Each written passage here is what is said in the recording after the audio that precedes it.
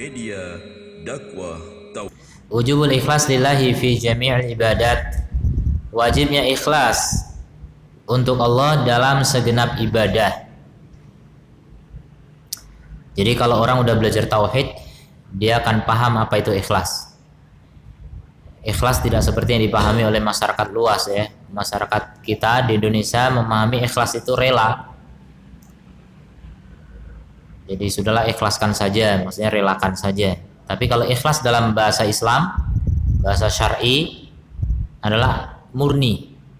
Ikhlas itu artinya murni, bersih, tidak mengandung kesyirikan. Itu ikhlas. Jadi ketika kita mengatakan saya ikhlas, artinya saya nggak syirik. Dan itu berarti sinonim dengan tauhid. Ikhlas sama dengan tauhid. Maka wajib ikhlas untuk Allah dalam segenap ibadah. Wajib tidak syirik. Wajib bebas dari kesyirikan. Bukan wajib rela, bukan. Wajib dengan sukarela, bukan. Ya, maka jangan dipahami istilah Islam ini dengan bahasa Indonesia. Tidak sinkron. Banyak yang tidak cocok ya. Seperti kata fitnah misalnya. Di Indonesia fitnah itu menceritakan orang dengan tidak benar, fitnah, menfitnah. Padahal fitnah kalau dalam bahasa Islam, fitnah lebih kejam daripada pembunuhan. Nah itu diterapkan di Indonesia, berarti nggak boleh menuduh orang tanpa bukti, itu lebih kejam daripada membunuh. Ini salah. Tapi yang dimaksud fitnah dalam istilah Quran apa? Syirikan. Kemudian bahkan kata syirik juga udah berubah di Indonesia nih. Jangan syirik lu. Syirik amat sih gitu.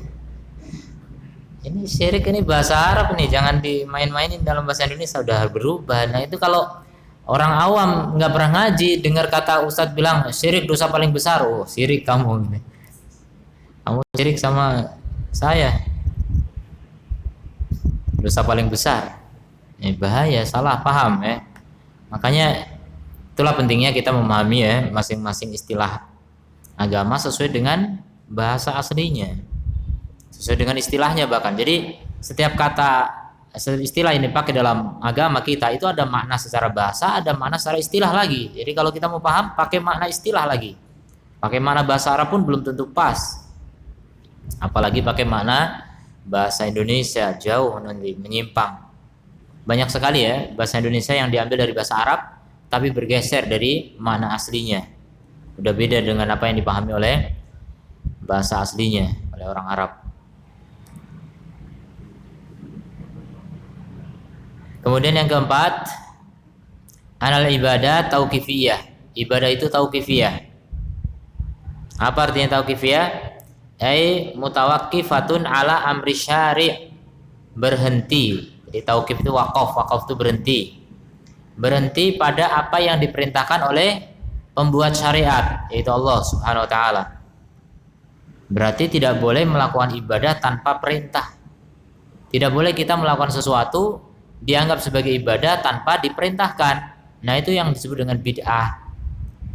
Banyak masyarakat menggemari sesuatu dianggap ibadah, dianggap bagian dari Islam, padahal nggak ada perintahnya dari Al-Quran maupun As-Sunnah.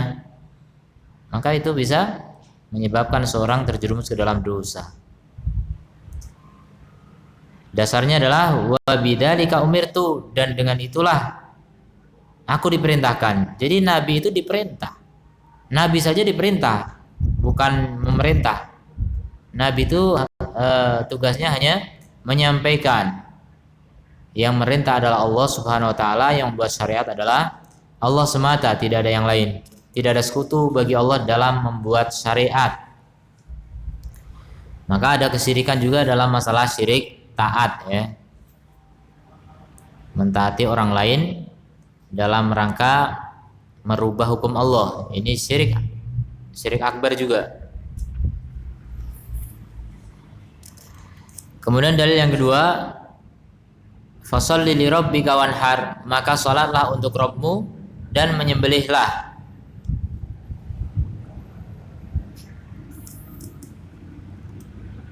Jadi sholatlah untuk Rabbmu dan menyembelihlah untuk Rabbmu juga, sama gitu maksudnya. Lagi-lagi di sini menyembelih digandengkan dengan sholat. Ini menunjukkan bahwa memang menyembelih itu ibadah yang sangat agung.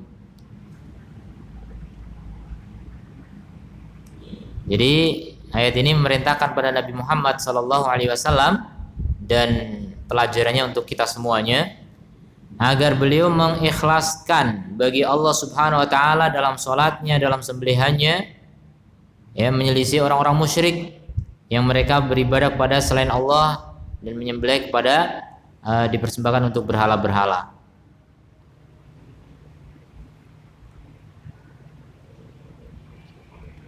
Pelajaran dari ayat ini, satu, an-nadabha li ghairillahi syirkun akbar, menyembelih untuk selain Allah adalah syirik akbar. Li'annahu ibadatun, karena dia adalah ibadah. Wa sarful ibadati li ghairillah, dan mengarahkan ibadah untuk selain Allah syirkun akbar, dia adalah syirik akbar.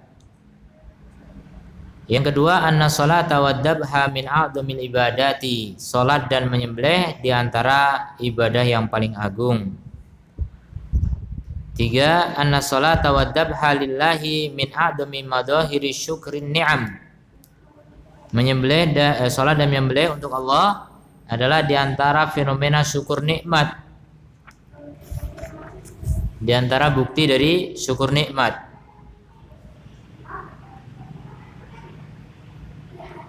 Karena di ayat ini dia didahului dengan fa yang menunjukkan sebab, ya. Ada sebabnya. Ada sebab kemudian fa, maka gitu.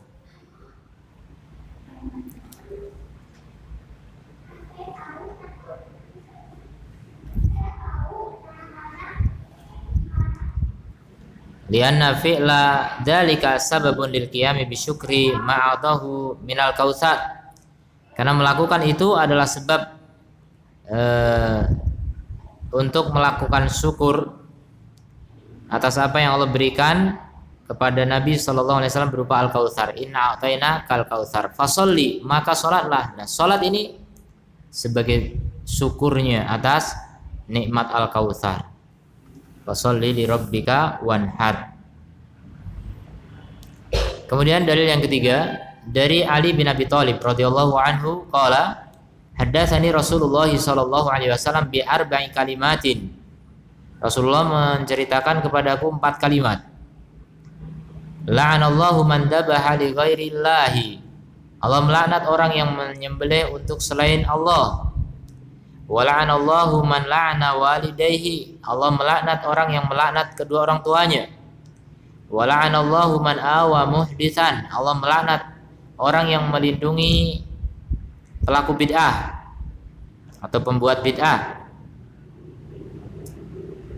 Wa la'anallahu man manaha ghayyara manarul ardi. Wa la'anallahu, salah ini, man ghayyara, ada haknya. Allah melaknat orang yang merubah tanda bumi.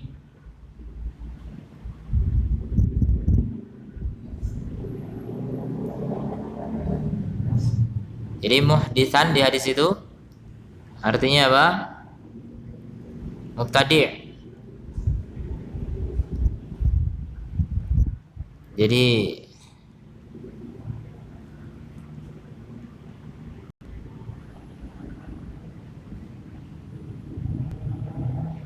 bisa juga muhdits bermakna al-jani, penjahat. Ya, orang yang berbuat kejahatan atau orang yang berbuat atau yang membuat bid'ah. Membuat, bukan berbuat, ya. Membuat. Awa itu melindungi, maknanya juga bisa ridho. Jadi ridho terhadap kebid'ahan atau ridho terhadap perbuatan jahat, maka ini dilaknat oleh Allah Subhanahu wa ta'ala. Kalau melaknat orang tua maksudnya menjadi sebab, ya ada dua kemungkinan, melaknat langsung kepada orang tua sendiri, atau menjadi sebab. Misalnya melaknat apa? Orang tua kawannya, kemudian orang tua kawan melaknat orang tua si yang pelaknat pertama, itu juga disebut melaknat orang tuanya sendiri.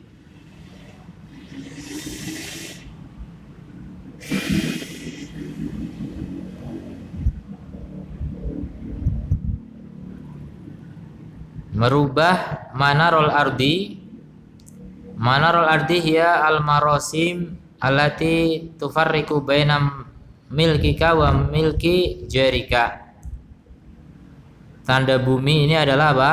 Dia tanda-tanda patok biasanya atau pohon atau apa gitu, batu yang dipakai untuk membedakan mana tanah milikmu, mana milik tetanggamu. Jadi pemisah, batas dirubah.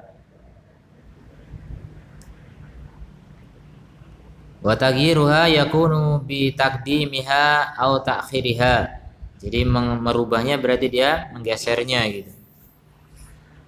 Ada juga mana yang lain dari manarul ardi adalah rambu-rambu. Orang yang merubah rambu-rambu di tanah sehingga orang tersesat.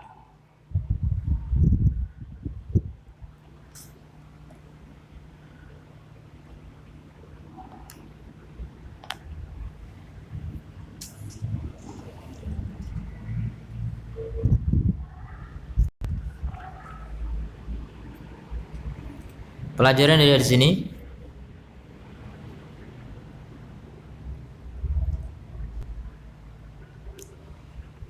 menyembelih untuk selain Allah diharamkan dan merupakan syirik akbar. Diharamkan dan merupakan syirik akbar. Dan di sini disebutkan pertama kali ya, menunjukkan dosa besar yang sangat besar. Paling pertama disebutkan. Yang kedua, menyembelih adalah ibadah, maka tidak boleh diarahkan kepada selain Allah. Menyembelih apapun tidak boleh diniatkan untuk selain Allah Subhanahu wa ta'ala. 3. Tahrimu la'nil walidain wasabbihima. Haramnya melaknat kedua orang tua dan mencelanya baik secara langsung atau sebagai sebab. Baik secara langsung atau sebagai sebab. Yang keempat, haramnya menolong orang-orang yang berdosa dan melindunginya.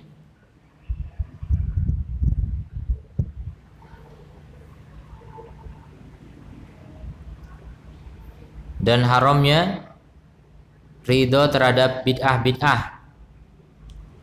Dan haramnya ridho terhadap bid'ah-bid'ah.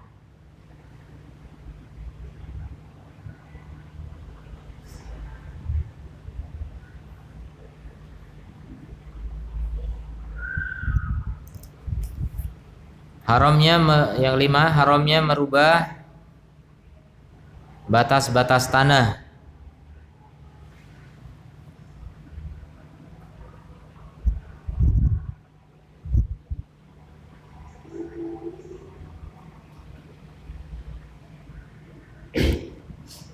Enam, bolehnya melaknat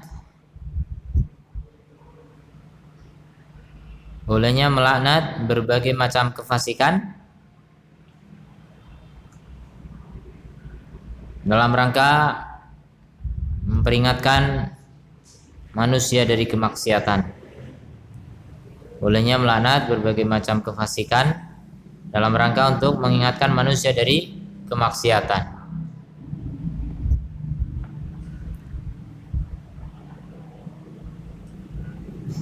Kemudian dari Thariq Ibn Syihab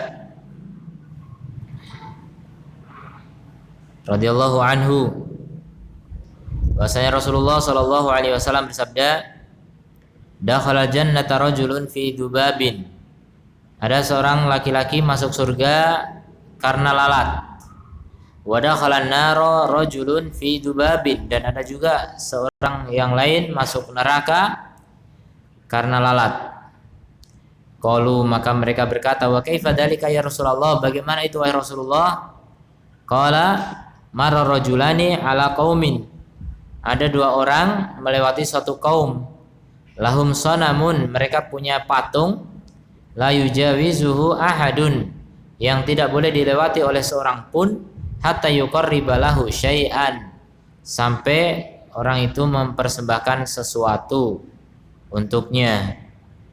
Jadi kalau nggak mempersembahkan sesuatu nggak boleh lewat.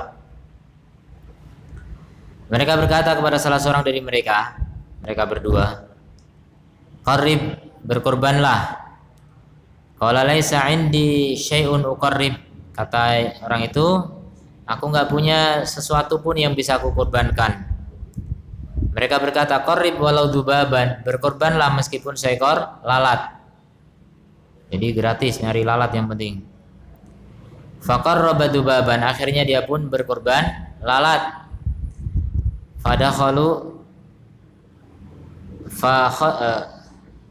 banyak salah tulis. Fakhallu sabilahum, enggak ada dal. Jalannya. Fadakhalan nar. Dia pun masuk neraka. Dengan sebab itu kekal dalam neraka gara-gara menyembelih untuk selain Allah Subhanahu wa taala, kafir. Wa qalu lil akhar, kemudian mereka berkata lagi kepada kawannya yang satu lagi, qarrib, berkorbanlah. Qala, dia menjawab, ma kuntu li uqarriba li ahadin syai'an dunallahi azza wa jalla. Tidak mungkin aku berkorban untuk seorang pun, sesuatu pun selain Allah azza wa jalla. Tidak mungkin aku berkorban untuk seorang pun selain Allah, ya, sesuatu pun. Jadi jawabannya tegas. Kalau udah ngomong gitu kan nggak mungkin walaupun lalat gitu, enggak. Dia udah bilang sesuatu pun, saya nggak mau berkorban untuk selain Allah. Akhirnya mereka pun memukul lehernya dan dia pun masuk surga. Jadi surga neraka itu dekat, ya.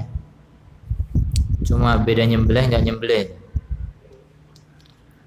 Jadi gara-gara nggak nyembelih lalat, dialah disembelih, tapi masuk surga. Itulah kalau orang menyadari, ya, penderitaan dunia itu sesaat, tapi kebahagiaannya abadi. Sebaliknya orang selamat dunia juga sesaat, itu yang dibebaskan karena menyembelih lalat, bebas jalan, tapi akan merasakan penderitaan abadi. Dan kebanyakan manusia itu begitu. Kebanyakan manusia lebih memilih senang sesaat walaupun menderita selama-lamanya. Wal'iyadzubillah. Banyak manusia seperti itu, ya. Kalau disuruh ngaji nggak mau, dibilang susah ngaji. Jadi nggak mau susah sesaat, nggak mau. Malu juga, merasa hina ngaji, nggak mau hina sesaat. Ya, lebih baik senang sesaat, bersenang-senang dengan kawan-kawan, jalan-jalan, ya, sekedar menikmati kehidupan, ya, menikmati sangkir kopi kadang, ya Allah, sampai tidak mau ngaji, sampai tidak sholat kadang-kadang, cuma ngobrol, cuma bertemu kawan, cuma bermain, cuma makan-makan, ya, meninggalkan kewajiban kepada yang memberi makan. Begitu manusia, banyak yang seperti itu, ya. Wal'iyadzubillah. Pelajaran dari hadis ini,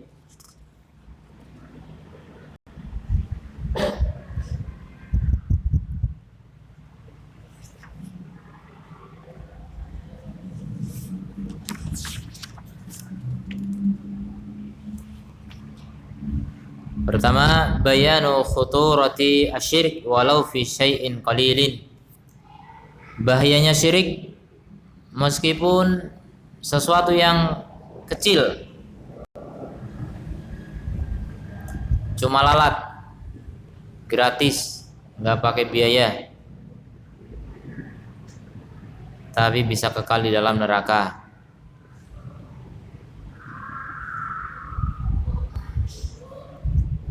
Kemudian yang kedua, syirik menyebabkan masuk ke dalam neraka, sedangkan tauhid menyebabkan masuk ke dalam surga.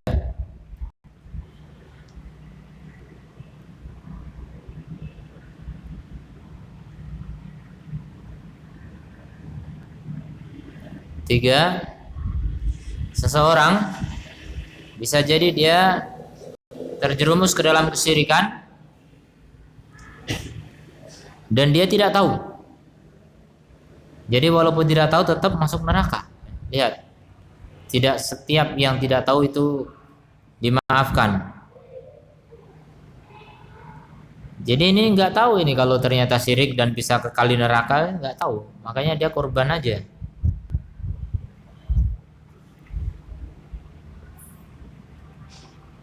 Kemudian yang keempat,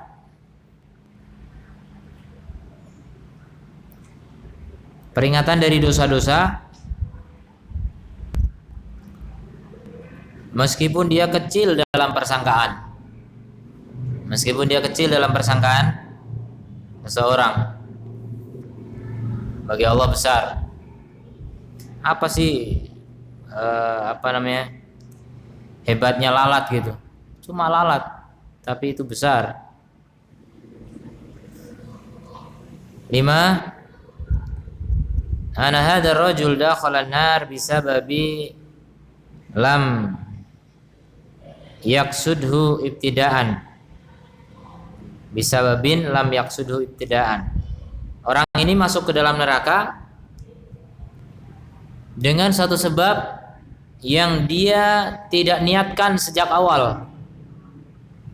Berbeda dengan maksiat. Orang maksiat itu sengaja, itu niat itu dari awal pengen maksiat. Lah ini nggak ada niat dari awal, nggak ada ingin melanggar hukum Allah di sini. Dia cuma ingin selamat dari hadangan orang-orang untuk berkorban, sudah selesai. Dia nggak ngira kalau itu ternyata apa? Menyebabkan dosa, bahkan dosa yang sangat besar.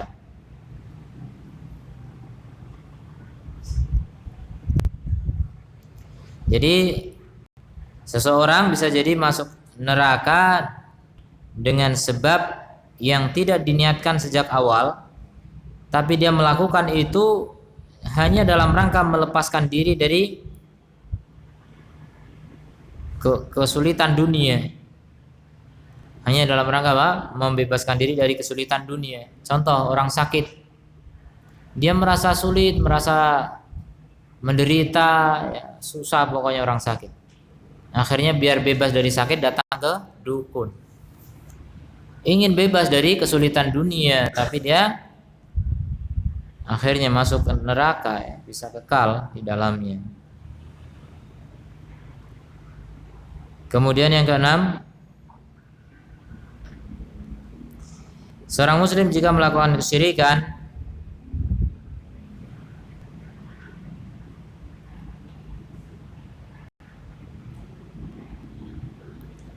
seorang muslim jika melakukan kesyirikan maka batal Islamnya dan kekal di neraka. Jadi hadis ini menunjukkan bahwasanya dia itu muslim. Tahu dari mana? Mana dalil yang menunjukkan kalau dua orang itu muslim? Siapa bisa menemukan bukti dari hadis itu yang menunjukkan bahwasanya orang itu muslim? Dua orang itu muslim.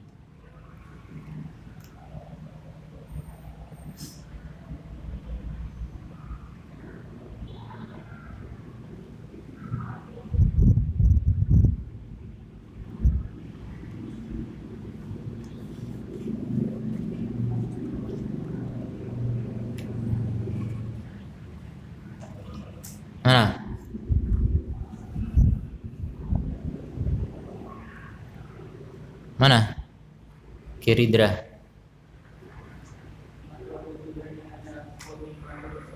Apa? Dua orang melewati kaum yang memiliki berhala. Mana buktinya muslim? Dua orang ini nggak dijelaskan. Bisa jadi musyrik, bisa jadi muslim. Mana yang menunjukkan muslim? Lafaz mana? Kalau ketemu mantap ya cara memahami dalil. Contoh ya, ulama bisa menemukan sesuatu yang kadang-kadang orang sekali baca itu enggak ngeh gitu, enggak menyadari itu. Nah, itulah pentingnya orang memahami dalil ya. Ulama itu kadang bisa mengeluarkan faedah dari satu dalil bisa ribuan faedah ya. Ratusan faedah. karena kedalaman dalam memahami sesuatu. Nggak tahu apa? Korban lalat kenapa? Menunjukkan Muslim. Kalau orang kafir nggak korban lalat? Hah? Nggak tahu apa enggak? Nggak tahu. Ya namanya, emang itu kebiasaan orang musyrikin, korban apapun sampai korban lalat gitu. Cuma mana yang menunjukkan kalau itu sebelumnya Muslim gitu loh.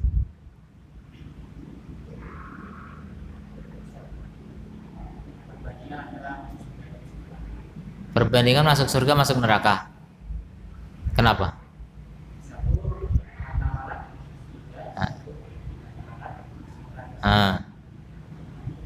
Kalau karena lalat masuk surga berarti dia Muslim. Tapi yang kedua, mana menunjukkan Muslim?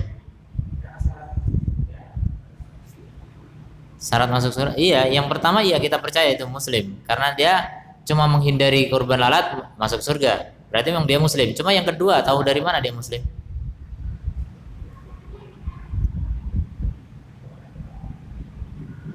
Hah? Belum? Apa? Santa barakallahu fik. Gitu ya, hampir. Ya dia masuk nerakanya bukan karena kesirikan, bukan karena dia sebelumnya syirik, memang karena dia cuma korban lalat. Aslinya apa berarti? Muslim. Cuma korban lalat jadi kekal di neraka. Padahal Muslim gitu. Nah, itulah bahayanya. Muslim jangan merasa bangga dengan Muslim, jangan merasa GR dengan Muslim, pasti masuk surga gitu. Tidak. Korban lalat bisa masuk neraka kekal.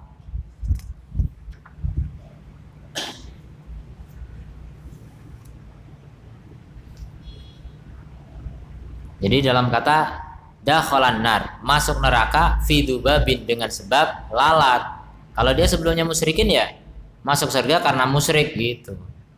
Ini karena lalat doang. Berarti dia Muslim sebelumnya. Kemudian yang ke-7, anal mu'tabar amalul qalbi wa in saghara amalul jawarih. Alhamdulillah. Jazakumullah khairan. Yang menjadi standar adalah amalan hati. Yang menjadi standar adalah amalan hati. Jadi maksudnya gimana? Maksudnya meskipun amalan dohir terlihat kecil, sepele, tapi batinnya itu yang dinilai, karena dia telah mempersembahkan sesuatu untuk selain Allah Subhanahu wa taala, untuk berhala gitu. Ya, intinya besar kecilnya amal itu sangat dipengaruhi oleh niat ya. Hati, paling penting tuh hati. Makanya ulama mengatakan, Ibnu Mubarak menyebutkan apa? Rubba amalin saghirin tukabbiruhu niyah. Betapa banyak amal kecil akhirnya tapi dibesarkan oleh niat, pahalanya menjadi besar. Rubba amalin kabirin tusaghiruhu niyah, dan berapa banyak amal yang besar tapi dikecilkan oleh niat. Contoh amal besar dikecilkan oleh niat apa? Apa? Iya, jihad. 3 orang yang pertama masuk neraka. Itu amal-amal besar. Jihad, jadi orang alim, jadi orang dermawan, amal besar semua itu. Tapi niatnya salah, masuk neraka jadi kecil. Kalau yang amal kecil tapi bernilai besar gara-gara niat apa? Amal sepele tapi masuk surga gitu. Ya selain hadis ini ya. Apa? Ya contohnya orang ngasih minum anjing masuk surga. Orang ngasih kurma setengah selamat dari neraka. Orang nyingkirkan duri dari jalan masuk surga. Ya kayak gitu. Kecil itu. Tapi di hati ada pengagungan kepada syariat Allah Subhanahu wa taala dan kepada Allah. maka dia bernilai besar di sisi Allah Subhanahu wa taala. Kemudian 8, menyembelih adalah ibadah, maka mengarahkannya kepada selain Allah adalah syirik akbar. Ini udah sering ya. Yang ke-9, keutamaan tauhid dan besarnya buah dari tauhid.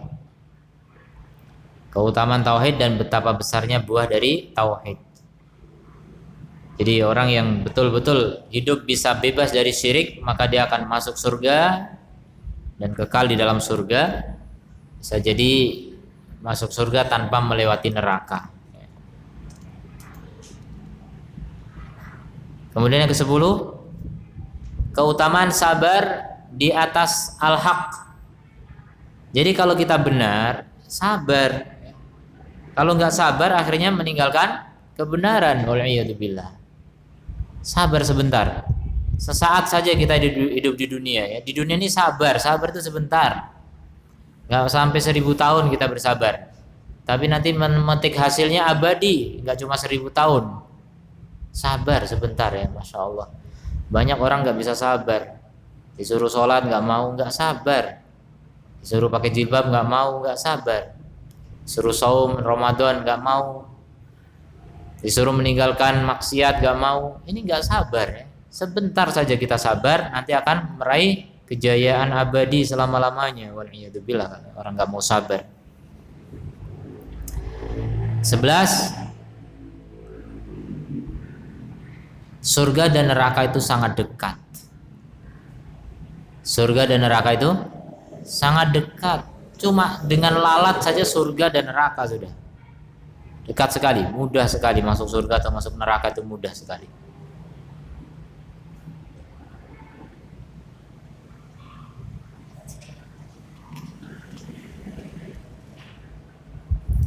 Bab berikutnya, la yudbahu lillahi bimakanin yudbahu fihi ligairillah. Tidak boleh menyembelih untuk Allah di tempat yang biasa digunakan untuk menyembelih untuk selain Allah. Jadi ini apa? Menghindari tempat saja. Jadi tidak boleh kita melakukan ibadah di tempat yang biasa dipakai untuk syirik. Termasuk juga untuk maksiat.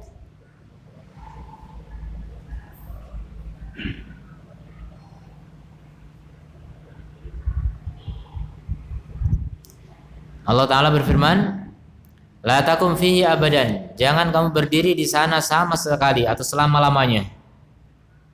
Rasul dilarang berdiri di Masjid Diror. Satu masjid dibangun di tepian Madinah oleh orang-orang munafik dengan niat untuk mengintai kaum muslimin. Pertama menyaingi Masjid Nabawi, yang kedua mengintai gerakan kaum muslimin. Jadi menjadi fasilitas bagi orang kafir untuk mengintai kegiatan kaum muslimin. Ini orang-orang munafik. Maka disebut sebagai Masjid Diror, masjid yang membahayakan. Nabi dibilang jangan kamu berdiri di sana selama-lamanya. Walaupun masjidnya udah nggak dipakai oleh orang munafik, tapi Allah melarang selama-lamanya sampai kiamat. La masjidun ussisa ala taqwa, benar-benar masjid yang dibangun di atas takwa, min awwali yaumin, sejak awal berdirinya. Nah, ini Masjid Diror awal berdirinya untuk tujuan dosa. Walaupun berikutnya dipakai untuk takwa gitu, tapi dari awalnya dosa. Maka penting niat awalnya ini. Benar-benar masjid yang dari awalnya dibangun di atas takwa, ahaku antakuma fihi, lebih berhak kamu berdiri di sana. Fihi rijalun yuhibbuna an yatatahharu, di masjid itu banyak laki-laki yang ingin membersihkan diri. Bukan membersihkan badan, tapi hati. Tazkiyah. Jadi di antara tujuan dari agama ini adalah mentazkiyah hati manusia. Jadi dengan orang rajin beribadah di masjid, hati itu lama-lama menjadi bersih, menjadi suci, zaki, ya, sehat. Wallahu yuhibbul mutahhirin, dan Allah mencintai orang-orang yang ahli bersuci. Suci lahir dan suci batin.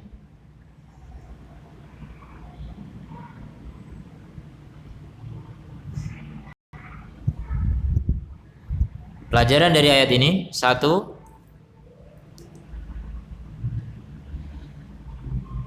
larangan menyembelih untuk Allah di tempat yang disiapkan untuk menyembelih untuk selain Allah. Disiapkan untuk menyembelih untuk selain Allah.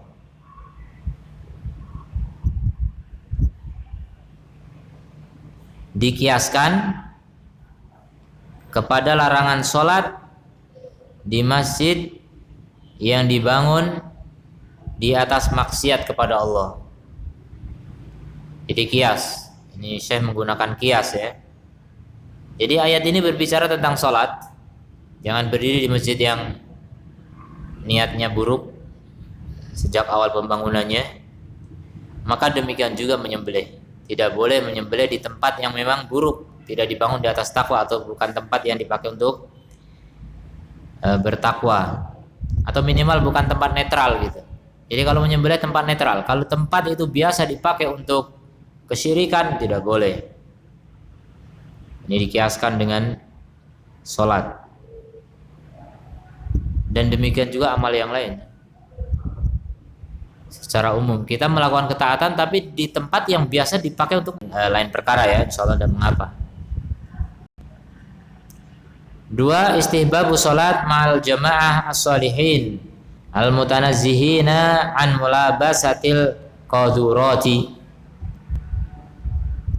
Dicintainya sholat bersama orang-orang soleh yang membersihkan diri dari kotoran atau najis.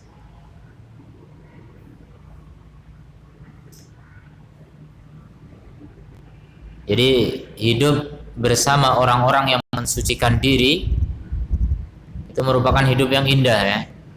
Kalau kita merasa kok berat, mau beramal soleh, berat, mau belajar, berat, mau kumpul dulu. Kumpullah bersama orang-orang mengamalkan ilmu. Niscaya apa? Kita pun akan terbawa. Tapi kalau kita sudah malas, kemudian gak mau kumpul dengan orang rajin, bahkan kumpulnya dengan sesama pemalas, ya sudah. Alamat itu malas gak akan sembuh ya. Akan semakin parah.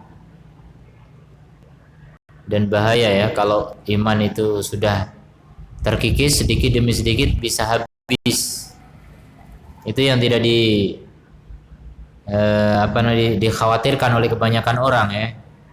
Ada orang dulunya soleh, dulunya rajin ngaji, sekarang hilang dari peredaran, berkumpul dengan orang-orang yang ahli maksiat, ahli bid'ah, ahli syirik ya. Naudzubillah min dzalik.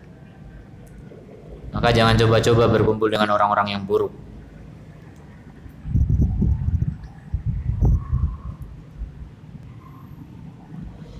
Empat, motivasi untuk menyempurnakan wudhu dan bersuci dari najis.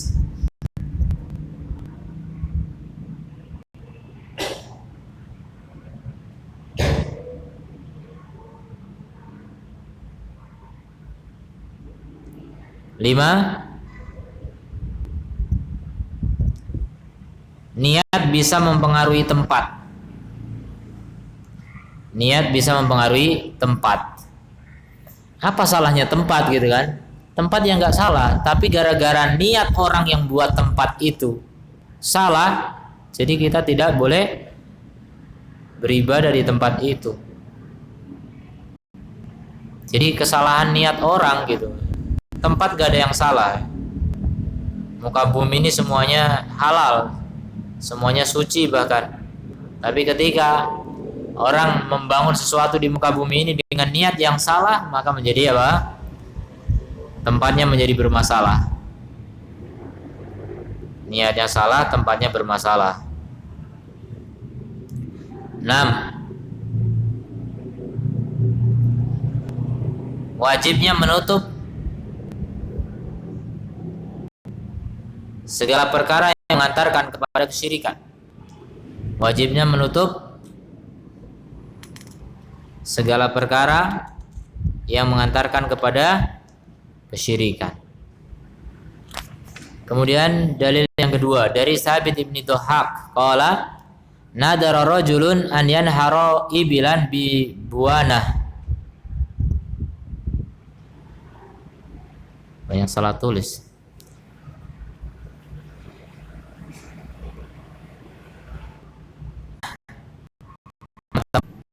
Maka Nabi mengatakan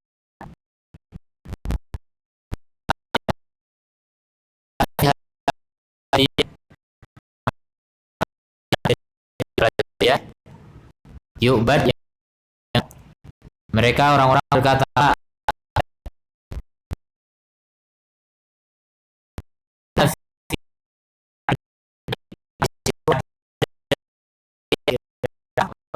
yang musyrik dijadikan sebagai tempat untuk acara tahunan. Setiap tahun ada acara untuk ritual agama kaum musyrikin. Mereka menjawab tidak. Kemudian Rasulullah SAW bersabda, "Aufi binadrik."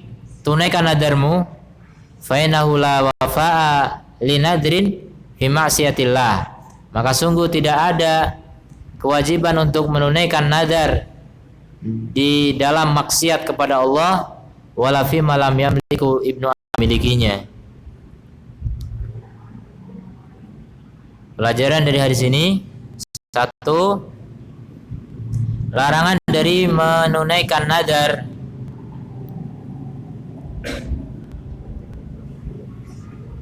apabila di tempat yang ada di sana berhala atau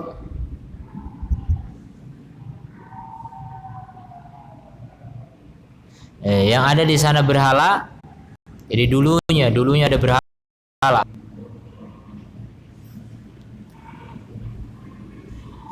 Kemudian yang kedua, di tempat yang dipakai untuk perayaan tahunan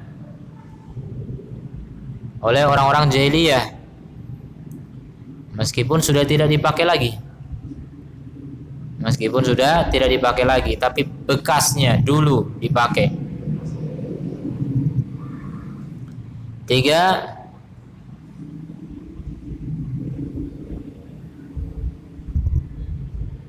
mufti bertanya kepada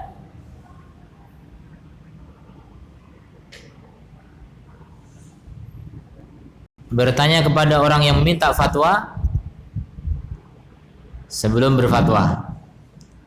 Seorang mufti bertanya kepada orang yang meminta fatwa sebelum berfatwa. Jadi klarifikasi, ngecek maksudnya gimana.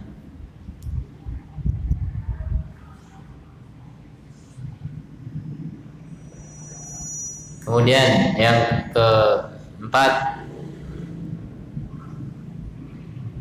tidak boleh menyerupai kaum musyrikin. Tidak boleh menyerupai kaum musyrikin dalam ibadah mereka dan hari raya mereka, meskipun tidak berniat untuk menyerupai. Lihat ini, penting sekali. Ini kaidah dalam masalah tasyabuh ya. Meskipun tidak berniat untuk menyerupai. Jadi haram hukumnya menyerupai orang musyrik, orang kafir, orang fasik, bahkan nggak boleh ditiru gaya mereka. Meskipun tidak ada niat untuk meniru, tapi perbuatannya serupa, maka tidak boleh.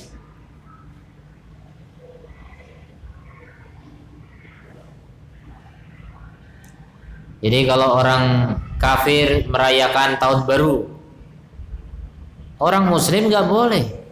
Haram hukumnya merayakan tahun baru, meskipun nggak ada niat untuk menyerupai mereka, nggak ada. Kalau nggak boleh itu perayaan orang kafir, dia bilang enggak, kami nggak ada niat untuk menyerupai mereka, kami acara-acara sendiri. Tetap tidak boleh, karena perbuatan kamu menyerupai walaupun nggak niat menyerupai. Begitu ya kaidah dalam tasyabuh. Sama juga dengan bid'ah. Kaidah dalam bid'ah, kalau orang melakukan bid'ah maka haram walaupun dia nggak niat untuk melakukan bid'ah. Bahkan ada orang bilang ini bid'ah. Saya kan nggak niat ibadah. Ada orang les begitu kan. Seperti Maulid Nabi bid'ah. Dia bilang itu kalau niat ibadah, saya kan nggak niat ibadah. Saya nggak niat ibadah, berarti nggak bid'ah. Itu ngeles saja. Walaupun nggak ada niat ibadah, tapi itu menyerupai ibadah. Dan memang orang-orang rata-rata melakukan dalam rangka mencari apa? Pahala. Dalam rangka ibadah, mencari ridho Allah, ridho Nabi bahkan. Maka itu adalah bid'ah walaupun tidak ada niat. Kemudian berikutnya, menyembelih untuk Allah di tempat yang dipakai oleh kaum musyrikin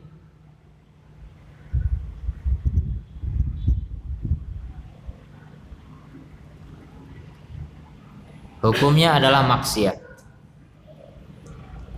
Hukumnya adalah maksiat. Jadi tidak syirik langsung, tapi maksiat. Padahal menyembelih untuk Allah, dia ibadah tapi caranya tidak sesuai tuntunan, maka menjadi maksiat. Sudah kurban, sudah ngabisin harta, ternyata hasilnya adalah dosa. Naudzubillah min dzalik. Berikutnya, nadar maksiat tidak boleh ditunaikan. Nadar maksiat tidak boleh ditunaikan. Jadi menyembelih untuk Allah tapi di tempat yang dilarang, berarti itu maksiat. Maka itu termasuk nadar maksiat, tidak boleh ditunaikan.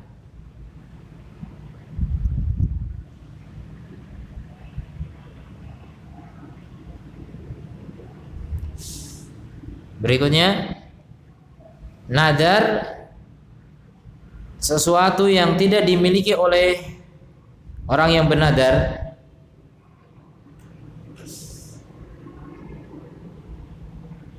Maka ini juga tidak wajib untuk ditunaikan. Tidak wajib untuk ditunaikan. Misalnya orang mengatakan, aku bernadar untuk membebaskan budaknya si fulan, budak orang lain. Dia bernadar membebaskan, itu bukan milik kamu. Gimana kamu bisa bebaskan? Mau dibeli? Ya kalau dijual. Kalau enggak, itu contoh ya, bernadar sesuatu yang bukan milik dia atau di luar kemampuan. Saya bernadar mau terbang ke bulan, ya nggak bisa. Maka ini tidak mampu. Gimana hukumnya? Bayar kafaroh. Ya walaupun nadarnya nggak wajib ditunaikan, yang nggak bisa, tapi bayar kafaroh karena sudah bernadar. 8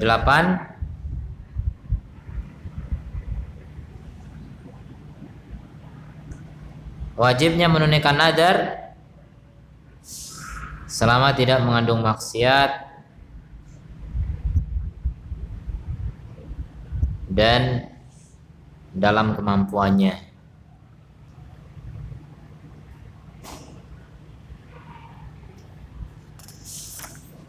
Berikutnya, nadar adalah ibadah, maka tidak boleh diarahkan untuk selain Allah.